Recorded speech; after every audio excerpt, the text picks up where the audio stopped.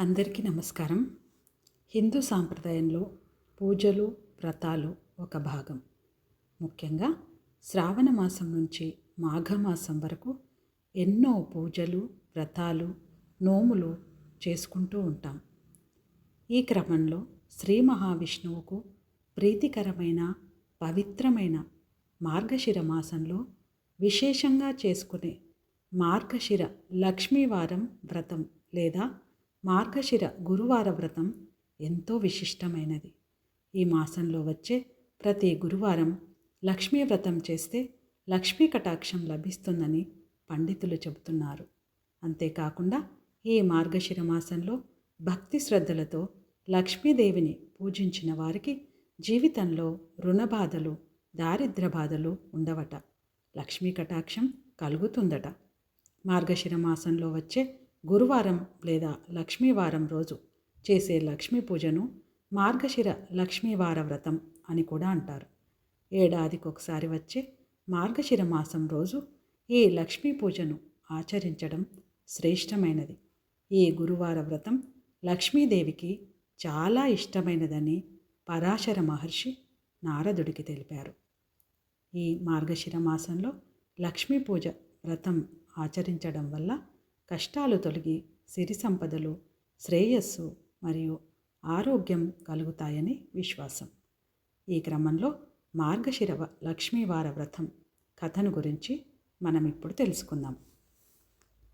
పూర్వము కళింగ దేశమందు ఒక బ్రాహ్మణుడు ఉండేవాడు.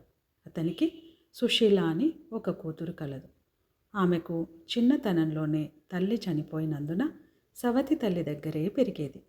ఆ సవతి తల్లి తన పిల్లలను ఎత్తుకొని ఆడించమని చెప్పి కొంచెం బెల్లం ఇచ్చేది. అయితే సుశీల తన సవతి తల్లి పిల్లలను ఆడిస్తూ ఉండేది. ఆ సుశీల సవతి పిల్లలను ఆడించుచు ఇంటి వద్ద సవతి తల్లి మార్గశిర లక్ష్మీ పూజ చేయుట చూసి ఆమె కూడా అలాగే మట్టితో మహాలక్ష్మిని చేసి జిల్లేడు పూలతోనూ ఆకులతోనూ పూజ చేసి ఆడుకుంటూ ఇచ్చిన బెల్లాన్ని నైవేద్యంగా అమ్మవారికి పెట్టుచూ ఆడుకునేది. కొన్నాళ్లకు సుశీల పెద్దదవడంతో పెళ్లి చేసుకుని అత్తవారింటికి వెళ్ళిపోయింది. అప్పుడు అత్తవారింటికి వెళ్ళుతూ తాను కూడా తయారు చేసుకున్న లక్ష్మీదేవి మట్టి బొమ్మను తీసుకెళ్ళింది. అప్పటి నుండి సుశీల పుట్టింటి వైభవం తగ్గిపోతూ వచ్చింది. కానీ అత్తింట్లో మాత్రం నిత్య కళ్యాణం పచ్చతోరణమైంది. పుట్టింట్లో మాత్రం నిత్య దరిద్రంగా పరిస్థితి మారిపోయింది. సుశీల ఇది తెలుసుకొని చాలా బాధపడింది. దీంతో సుశీల వెంటనే తన తమ్ముణ్ణి పిలిచి ఒక చేతి కర్రను దొలిపించి దాని నిండా వరహాలు పోసి పంపిస్తుంది. అయితే అతని ఇంటికి వెళ్ళే మార్గంలో కాలకృత్యాలు తీర్చుకోవడం కోసం ఆగి ఆ కర్రను ఒక చోట పెట్టాడు. అంతలోనే ఆ దారిన పోయే వాళ్ళు ఆ కర్రను తీసుకెళ్ళిపోయారు. కాలకృత్యాలు తీర్చుకొని తిరిగి వచ్చిన సుశీల తమ్ముడు కర్ర కోసం వెతుకుతాడు. అయినా కనపడకపోవడంతో చేసేది లేక దిగులుగా ఇంటికి వెళతాడు. మళ్ళీ కొద్ది రోజుల తర్వాత తన తమ్ముణ్ణి పిలిపించి పుట్టింటి పరిస్థితిని అడగగా ఎప్పటిలాగానే దరిద్రంగానే ఉందని చెబుతాడు. దీంతో ఈసారి సుశీల చెప్పుల జోడు నిండా వరహాలు పోసి పైన గుడ్డ కప్పి నాన్నకివ్వు తమ్ముడు అని చెప్పి పంపిస్తుంది. సరే అని చెప్పి తిరుగు ప్రయాణమైన సుశీల తమ్ముడికి దారిలో దాహం వేయడంతో ఆ చెప్పుల జతను చెరువు గట్టుపై పెట్టి చెరువులోకి దిగుతాడు. అంతలో ఆ దారిన పోయే వాళ్ళెవరో ఆ చెప్పుల జతను దొంగిలిస్తారు. నీళ్లు తాగి వచ్చిన సుశీల తమ్ముడు చెప్పుల జత కోసం వెతుకుతాడు. అయినా కనిపించకపోవడంతో ఎవరికీ చెప్పుకోలేక ఇంటికి వెళ్ళిపోతాడు. మళ్ళీ కొద్ది రోజులకు సుశీల తమ్ముడిని పిలిపించి ఇంటి దగ్గర దరిద్రం కొంచెమైనా తగ్గలేదని తెలుసుకొని ఒకడి గుమ్మడికాయను తొలిపించి దాని నిండా రత్నాలు పోసి తన తమ్ముడికి ఇచ్చి తల్లికివ్వమని చెబుతుంది. అతడు ఆ గుమ్మడికాయను తీసుకొని వెళుతూ ఒక బావి గట్టున పెట్టి నీళ్లు తాగడానికి బావిలోకి దిగుతాడు. వచ్చి చూసేలోపు ఆ గుమ్మడికాయను ఎవరో తీసుకెళ్ళిపోతారు. వెతికి ఇక చేసేదేమీ లేక తన దరిద్రాన్ని తానే తిట్టుకుంటూ తమ్ముడు ఇంటికి వెళ్ళిపోతాడు. ఆ తర్వాత కొన్నాళ్లకు సుశీల మళ్ళీ తన పుట్టింటి విషయాలు తెలుసుకొని వాళ్ళని ఎలా ఉద్ధరించడం అని దీర్ఘంగా ఆలోచించి భర్త అనుమతితో పుట్టింటికి వెళుతుంది. ఓ రోజు తన సవతి తల్లితో, అమ్మా, ఈ మార్గశిర లక్ష్మీవారం రోజు లక్ష్మీదేవి నోము నోచుకుందాం, నువ్వేమీ తినకుండా ఉపవాసం ఉండు అని చెప్తుంది. అప్పుడు సవతి తల్లి సరే అని చెప్పి తన చంటి పిల్లలకు చద్దన్నం పెడుతూ తాను కూడా ఒక ముద్ద అన్నం తింటుంది. తీరా సుశీల వచ్చి నోము చేద్దాంరా అమ్మా అని పిలిచేసరికి పొరపాటున తాను చద్దన్నం తిన్న సంగతి చెప్తుంది. దీనితో చింతించిన సుశీల, పోనీలే, వచ్చే వారం నేర్చుకుందాము అని చెబుతుంది. ఆ రోజైనా జాగ్రత్తగా ఉండు అని చెబుతుంది. ఇంతలో మార్గశిర మాసం 2వ లక్ష్మీవారం వస్తుంది. ఆ రోజు తన పిల్లలకు తలంటి స్నానం చేపిస్తూ ఆమె గిన్నె అడుగున మిగిలిన నూనెను తీసి తలకు రాసుకుంటుంది. ఇంతలో సుశీల వచ్చి నోముకు పిలిచేసరికి తన తప్పు గుర్తు చేసుకుని ఆ విషయాన్ని సుశీలకు చెబుతుంది. సరేలే, అయితే 3వ వారమైనా నోము చేసుకుందాం, అప్పుడైనా నిష్ఠతో ఉండు అని చెబుతుంది.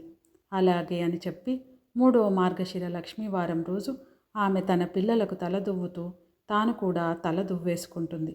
దీంతో బాధపడిన సుశీల, ఇలా అయితే మీ దరిద్రం తీరదు, మీ బ్రతుకులు మారవు అని చెబుతుంది.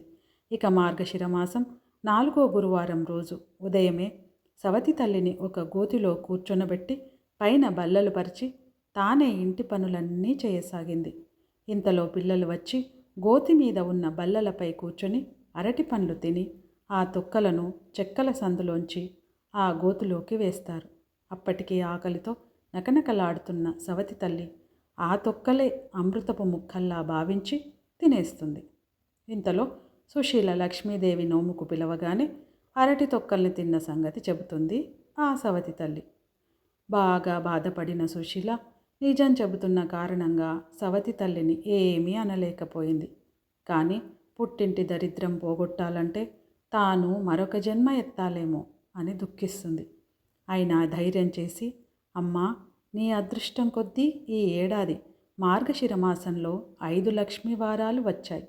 చివరి లక్ష్మీవారమైన భక్తి శ్రద్ధలతో నోము నోచుకుంటే ఈ దరిద్రం పోయి బాగుపడతారు, లేకుంటే నేను కూడా ఇక ఏమీ చేయలేను అని చెబుతుంది. అంతేకాకుండా చివరి లక్ష్మీవారం రోజు నిద్ర లేచినప్పటి నుంచి సవతి తల్లి కొంగును తన కొంగుకు ముడేసుకొని ఎలాంటి అపచారం జరగకుండా చూసుకుంటుంది. స్నానం చేయించి నోము ఆచరించేలా చేస్తుంది. పూజలో సుశీల నైవేద్యంగా పెట్టిన పూర్ణం కుడుములు మాత్రం మహాలక్ష్మీదేవి స్వీకరించింది.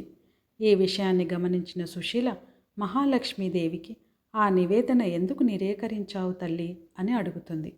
దీంతో లక్ష్మీదేవి, అమ్మా సుశీల, నీ చిన్నతనంలో నీవు నా బొమ్మతో ఆడుకుంటూ ఉండగా నీ సవతి తల్లి నిన్ను చీపురుతో కొట్టింది. అందుచేత ఈవిడ సమర్పించిన నైవేద్యం నేను తీసుకోవడం లేదు అని చెబుతుంది. అప్పుడు సుశీల లక్ష్మీదేవికి క్షమాపణ చెప్పి తన సవతి తల్లి చేత కూడా క్షమాపణ చెప్పించగా ప్రసన్నురాలైన లక్ష్మీదేవి ఆ నైవేద్యాన్ని కూడా స్వీకరించి వచ్చే ఏడాదైనా మార్గశిర లక్ష్మీవారం రోజుల్లో నోము నియమబద్ధంగా చేయమని ఆదేశిస్తుంది. దీంతో సుశీల ఆ తర్వాతి ఏడాది కూడా తన సవతి తల్లి చేత నియమ నిష్ఠలతో లక్ష్మీదేవి నోము ఆచరించేలా చేయగా అప్పటి నుండి ఆ ఇంటికి దరిద్రం తొలగిపోయి ఎనలేని భోగభాగ్యాలు కలుగుతాయి. దీంతో అప్పటి నుంచి మార్గశిర మాసం లక్ష్మీవారం రోజు లక్ష్మీదేవి వ్రతం చేయడం కొనసాగుతుంది అని పండితులు చెబుతారు. ఈ వీడియో మీకు నచ్చినట్లయితే దయచేసి లైక్ చేసి సబ్స్క్రైబ్ చేసి షేర్ చేయండి. Thank you.